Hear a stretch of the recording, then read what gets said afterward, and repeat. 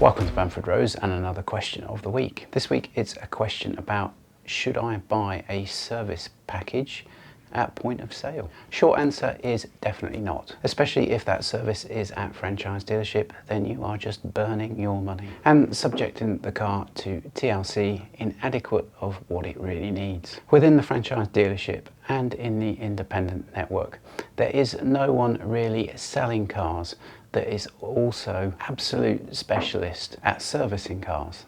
A sales shop is a sales shop, and a service and repair garage is a service and repair garage. Most used car salesmen complain that their margins are ever so tight. And if that is true, then after sales is where they really make their money. And a service package at point of sale is a clever trap. Fresh into ownership, you think you're doing the best thing, the right thing for the car, and buying a service package to take care of the car going forward. It's also very appealing because it sort of locks and secures your maintenance costs for the few years going forward. But whilst it all sounds very appealing, in reality it's not. That service you get for your fixed price package means the car will drive off the ramp as quickly as it's been driven on after it's had a quick oil and filter change. It's not going to get love lavished on it like it would at a service from an independent, where every nut, bolt, fixing that needs to be is greased, every cable is copper slipped.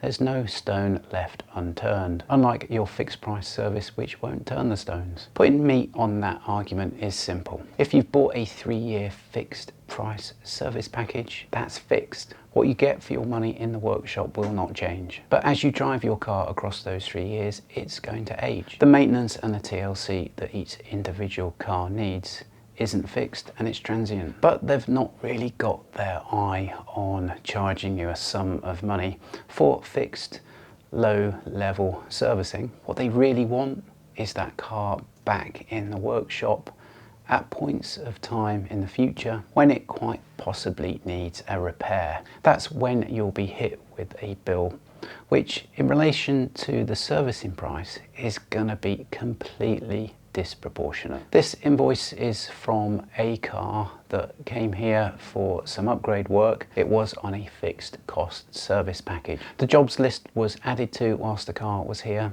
crucially because it did need service items, even though it was on a fixed cost fixed price package service deal. We did the upgrade work, and we also carried out some consumables and fluids changes that weren't part of a service but were just requested separately. It needed automatic trans fluid, it was a DB9 auto, it needed automatic trans fluid, diff oil, and had a set of air filters. That extra work pushed the deadline on a bit, and I was asked, could I deliver the car to a franchise dealer because it's having a service? I said to the owner that your DB9 already has a seat at the best restaurant. Why on earth wouldn't you want to service here? And it's akin to torturing the car by saying, look at the Michelin star meal you could have had. I'm going to take you away somewhere for takeout chips and gravy. That's when I understood the car was on a fixed price service package. And then all became understood why the car in front of us for an upgrade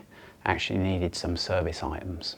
So let's look at the invoice that was in this car. This is their goal on a fixed price service package. They want to seek out a repair the car needs during that term. It needed a replacement wheel speed sensor, which is correctly priced at £76.40, and it needed a few wheel nuts. They balloon with corrosion, making it difficult to get a socket over, and the cars needed 5 wheel nuts, and that does equal 36 quid. The shock horror moment is looking at the labour bill for that total work package. In reality, you could put the steering on full lock, change the wheel speed sensor on the floor, put the 5 wheel nuts in, and even if the technician had a coffee break, you're talking 15 minutes work there. Even if you put it on a ramp, it's 30 minutes work. Now, they've been quite naughty and not specified the quantity of labour, and just put labour at £426 plus VAT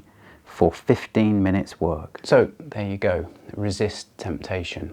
When you're purchasing your car, by being offered a service plan, isn't this nice bit of care that you're offering to your car, it isn't really helping you in the long run fix your maintenance costs. This is a game, this is a trick to sign you up for a low level, low care service, which I'm sure they make money from based on the time that they're not actually working on the car, but with the ultimate goal of having the car in and being able to charge a completely disproportionate repair bill. And I said earlier that I would separate where you buy the car from where you service the car from, because imagine the scenario. You take the car back 1 year after you've purchased it for its annual service, and when it goes on the ramp, if the inspection was thorough enough, just imagine if it revealed a load of wear items that you weren't made aware of 1 year ago, perhaps 1,000 miles ago when you bought the car. Is that place where you bought the car going to either A, tell you about everything and risk the obvious retort, which is, well, you sold me that car a year ago, I've only done 1,000 miles, it was obviously worn like that when you sold it to me? Or will their inspection paper over the cracks, not mention those defects, give you a basic fluid change and give you back a compromised car which is perhaps not dynamically performing to the best it should be? You can't trust used car salesmen as far as you could kick them, and if they could, they would try and lie their way out of jail, which is why it's better off not to go back to where you purchased the car to have the car serviced and cared for, and is certainly why you wouldn't want to buy a fixed price service package from where you bought the car from. Hope you enjoyed that question of the week. As always, really helps us if you can like, comment and subscribe.